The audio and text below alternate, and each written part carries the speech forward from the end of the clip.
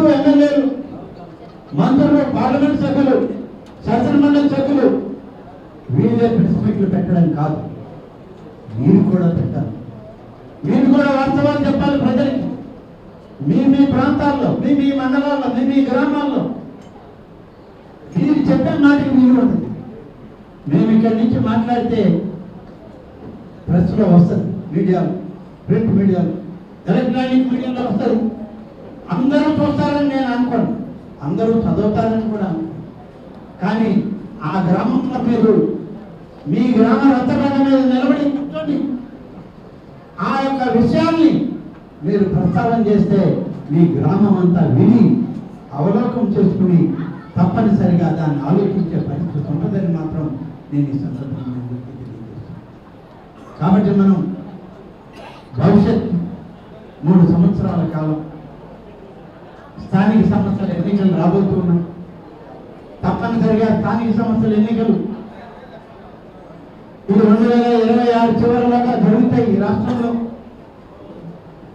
అనేక మార్పులు చేర్పులతో చట్టాల్లో ఇంకా కొన్ని మార్పులు చేయాల్సి ఉంటే చేసి ప్రజలకి ఉపయోగపడే విధంగా, ప్రజా ఆకాంక్షలు నెరవేర్చే విధంగా స్థానిక సంస్థల ఎన్నికలకి శ్రీకారం చుడుతుంది మన ప్రభుత్వం.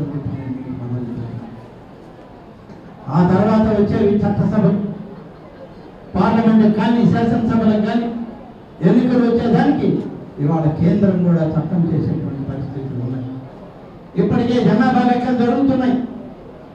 ఈ రాష్ట్రంలో ఆంధ్రప్రదేశ్ రాష్ట్ర విభజన ద్వారా వచ్చిన చట్టం ద్వారా 225 అసెంబ్లీ స్థానాలు మనకు రావాలి. ఇవాళ 175లోనే ఉన్నాం. అవి విడిపోయినప్పుడు రేపు ఈ జనాభా లెక్కలు పూర్తయితే 225 స్థానాలు వచ్చినప్పుడు ఈ జిల్లాలో కూడా స్థానాలు పెరుగుతాయి.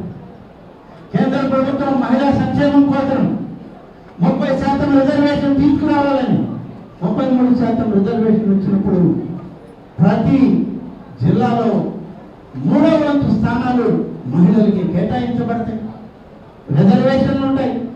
ఇవన్నీ కూడా భవిష్యత్తులో కొత్తగా రాబోయేటువంటి మాకున్నటువంటి ఎన్నికల్లో జరుగుతాయి.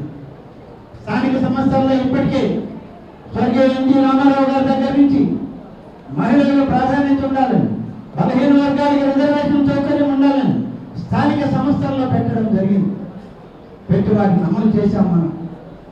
ఇవాళ గౌరవ ముఖ్యమంత్రి చంద్రబాబు నాయుడు గారు ఇటీవలే శాసనసభలో చెప్పారు, ఇప్పటి వరకు మనం జనాభా నియంత్రణను పాటించాం.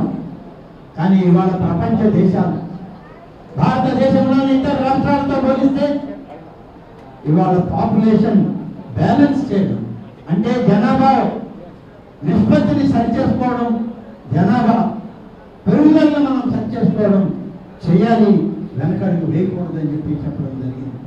కాబట్టి ఇన్ని రకాలుగా మార్పులు వస్తాయి. ఈ మార్పుల వల్ల రేపు రాబోయేటువంటి స్థానిక సమస్యలు ఒక ప్రతిష్టాత్మకంగా తెలుగుదేశం కూటమి పార్టీలకు ఉంటుంది అని చెప్పి నేను మీకు ఎన్ఎల్ హాస్పిటల్స్ అత్యుత్తమ వైద్య సేవలు సామాన్యులకు అందుబాటులో. అపార అనుభవం గల వైద్య నిపుణులు doctor Nagendra Prasad Kulari, managing director, గుండె వ్యాధి వైద్య నిపుణులు గారి ఆధ్వర్యంలో cardiology, neurology, surgical gastroenterology, orthopaedic, ప్రసూతి మరియు గైనకాలజీ, పల్మనాలజీ, జనరల్ మెడిసిన్ మరెన్నో పలు విభాగాల వైద్య సేవలు. అత్యాధునిక ఎక్విప్మెంట్ గల ఐసీయూ, ఆపరేషన్ థియేటర్, క్యాథ్లా, 24/7 ఎమర్జెన్సీ మరియు క్రిటికల్ కేర్, అడ్వాన్స్డ్ మిషనరీ గల ల్యాబ్, సిటీ స్కాన్, ఎక్స్రే, అన్ని కంపెనీల హెల్త్ ఇన్సూరెన్స్ సౌకర్యం కలదు. అందరికీ అందుబాటులో అత్యాధునిక వైద్య సేవలు అతి తక్కువ ఖర్చులో. ఎన్ఎల్ హాస్పిటల్స్, పివిఆర్ కళ్యాణ మండపం ఎదురుగా, అన్నమయ్య సర్కిల్ దగ్గర, మాగుంట లేఅవుట్, నెల్లూరు.